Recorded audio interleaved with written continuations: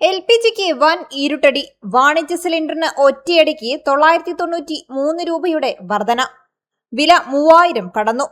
കേരളം, ബംഗാൾ, തമിഴ്നാട് ഉൾപ്പെടെ സംസ്ഥാനങ്ങളിലെ വോട്ടെടുപ്പ് കഴിഞ്ഞതിനു പിന്നാലെ LPG സിലിണ്ടർ വില ഒറ്റയടിക്ക് കുത്തനെ കൂട്ടി പൊതുമേഖല എണ്ണ വിതരണ കമ്പനികൾ. വാണിജ്യ സിലിണ്ടറിന്റെ വില 993 രൂപയാണ് കൂട്ടിയത്. ഒറ്റത്തവണ ഇത്രയും വില കൂട്ടുന്നത് അപൂർവങ്ങളിൽ അപൂർവം. സിലിണ്ടർ വില 3000 രൂപയും കടന്നു. 3085 രൂപയാണ് ഇന്ന് പ്രാബല്യത്തിൽ വന്ന വിധം കൊച്ചിയിലെ വില. തിരുവനന്തപുരത്ത് 3106 രൂപയും കോഴിക്കോട്ട് 3117.5 രൂപയും. ഹോട്ടലുകൾ, റെസ്റ്റോറന്റുകൾ, തട്ടുകടകൾ എന്നിവയ്ക്ക് ഗുരുതര ആഘാതമാണ് ഈ കനത്ത വിലക്കയറ്റം. പ്രവർത്തന ചെലവ് കുത്തനെ കൂടുമെന്നതിനാൽ ഭക്ഷണ വിഭവങ്ങളുടെ വില കൂട്ടാൻ ഇവർ നിർബന്ധിതരായേക്കും.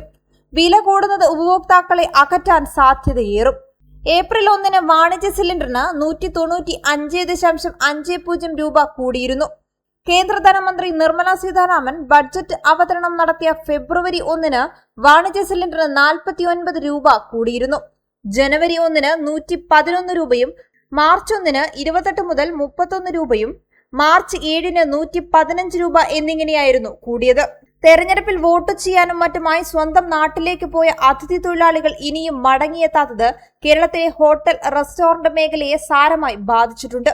LPG വിതരണത്തിലെ നിയന്ത്രണം ഒട്ടേറെ ഹോട്ടലുകൾ അടച്ചിടുന്നതിലേക്കും വഴിവെച്ചിരിക്കുകയാണ്. ഇതിനിടെയാണ് ഗ്യാസ് വിലക്കയറ്റം.